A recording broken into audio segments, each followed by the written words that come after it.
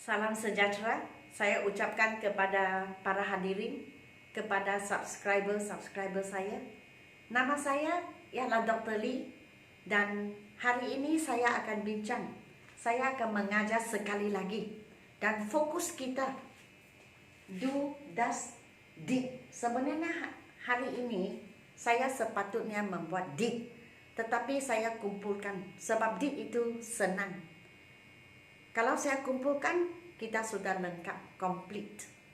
So, hari ini kita ke bab yang ke-103 atas permintaan subscriber saya bahawa saya membuat satu video tentang penggunaan do dan does. Jadi, dan did juga. Jadi, saya buat dua video. Kemarin saya buat satu, hari ini saya buat lagi satu, supaya saya dapat kumpulkan do, does dan did dalam dua video dan kamu lebih memahami penggunaan dan mengapa kita gunakan do, does dan did. Seperti saya telah sebut, sebelum kita bermula dengan bahasa Inggris, kita mesti tahu apakah peraturan yang berkaitan dengan bab yang kita ingin pelajari.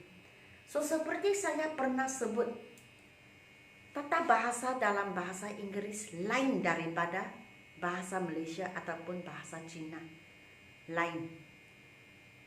Kalau saya cakap saya sibuk, dua perkataan sahaja. Bahasa Melayu saya sibuk, sudah, itu ayat penuh.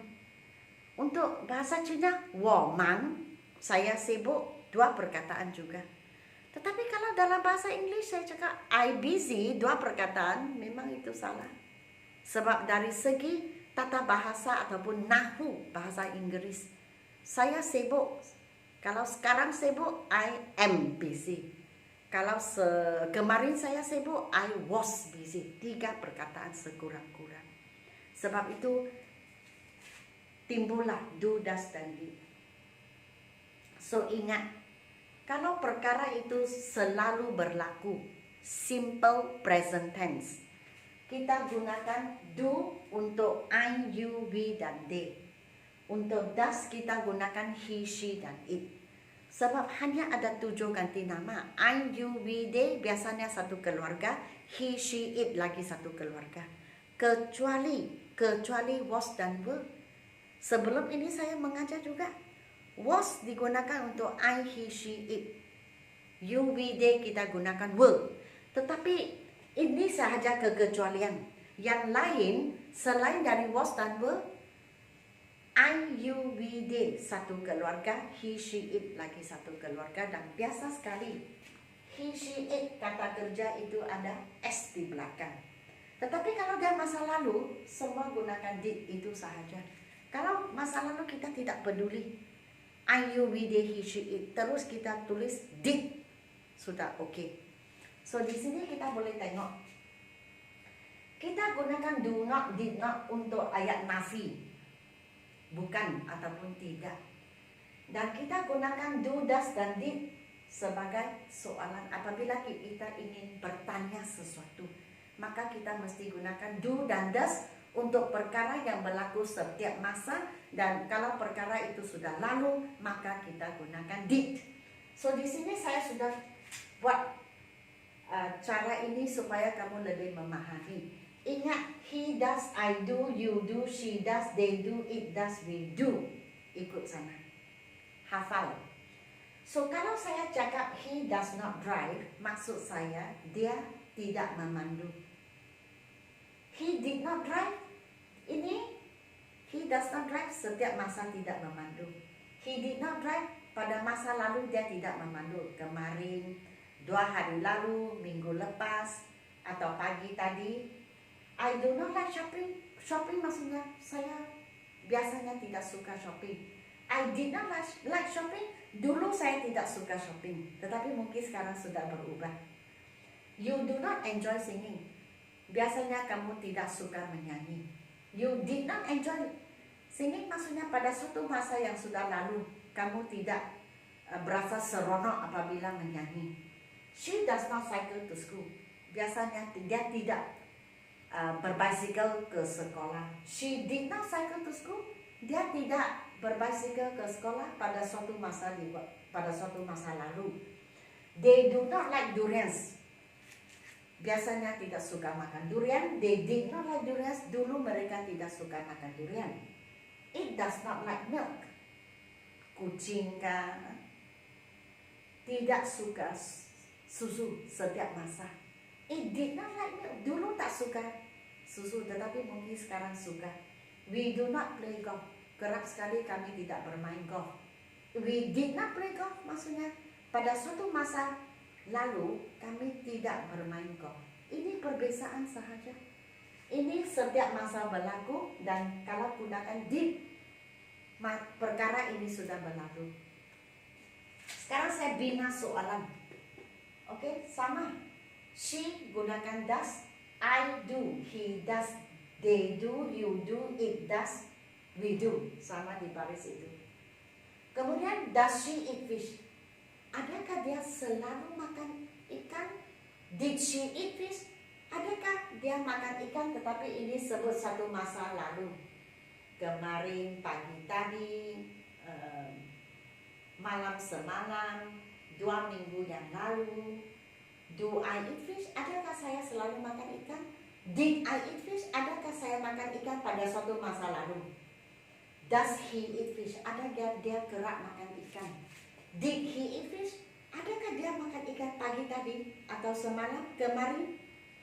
Do they eat fish? Adakah mereka kerap makan ikan? Did they eat fish? Adakah mereka makan ikan semalam atau 2 hari lalu atau minggu lepas? Do you eat fish? Adakah kamu selalu makan ikan? Did you eat fish? Adakah pada suatu masa lalu kamu makan ikan, kemarin kah, semalam kah? Does it eat fish? Adakah ia selalu makan ikan? Did it eat fish? Adakah ia makan ikan semalam, 2 hari lalu, minggu lalu, pagi tadi? Ini sudah lalu. Sebab itu kita gunakan did. Do we eat fish? Adakah kita makan ikan setiap masa? Did we eat fish? Adakah kita makan ikan semalam, 2 hari lalu, minggu lepas, bulan lepas? Ini sudah lalu. So kamu mesti ingat, I do not maksudnya saya bukan atau saya tidak.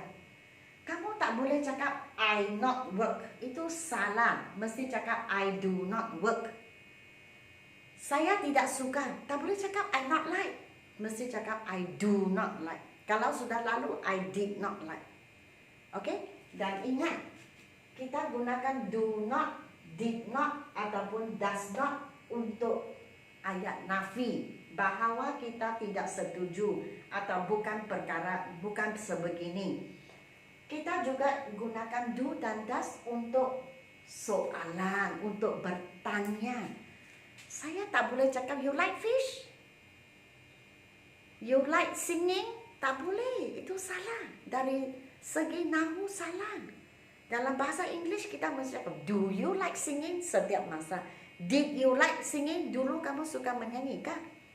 So ini maksudnya adakah, dan ini maksudnya bukan ataupun tidak. Oke, saya ulang. I, you, we, they kita gunakan do untuk setiap masa. He, she, it kita gunakan does untuk setiap masa.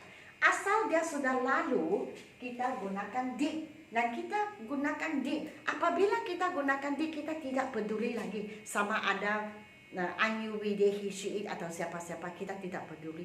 Kita hanya peduli kalau kita sebut perkara yang selalu berlaku. Maka kita mesti peduli. I, you, we, they kita mesti ingat tiada S. He, she, it ada S, do, does. Dan ingat, kita gunakan do, does, did untuk 2 situasi. Situasi yang pertama untuk membina ayat negatif, ayat bukan, ayat nafi atau ayat tidak. Dan kita gunakan do, does, dan did untuk membina soalan. Maksudnya adakah? Oke, itu sahaja. Dan do, does, did kita gunakan untuk kata kerja. Am, is, are, was, were lain. Saya sudah ajar. was dan were. Oke? Pada bab yang akan datang, saya akan memenuhi hasrat beberapa orang subscriber yang tidak faham has, have dan have. Saya akan mengajar. Yang ini pun atas permintaan subscriber, tidak faham, tidak tahu penggunaan. Jadi sementara tunggu buku saya dihantar untuk cetak seperti saya sebut semalam, maka oke, sekarang warm up sedikit, tidak apa. Saya tidak boleh jumpa kamu muka ke muka. Jadi kita jumpalah di YouTube. Saya harap kamu suka video saya dan telah memahami apa yang saya telah ajar. Jadi jikalau kamu memahami, kamu suka, silalah like, silalah share, silalah subscribe. Sekian, terima kasih.